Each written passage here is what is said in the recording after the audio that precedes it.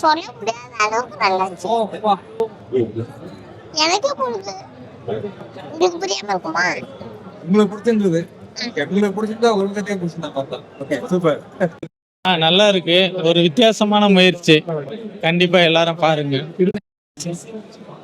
நல்லா இருக்கு. நல்லா இன்ட்ரெஸ்டிங்கா இருந்தது.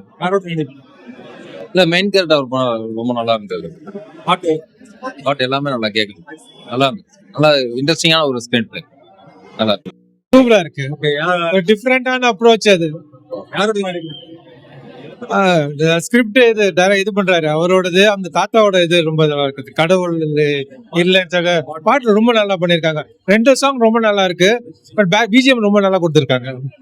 தேங்க்யூ. நல்லா இருக்கு. மூவி நல்லா இருக்கு. அந்த கிளைமேக்ஸ் ரொம்ப கன்வின்சிங்கா இருக்கு. இந்த fantasy became a reality, it is convinced the audience.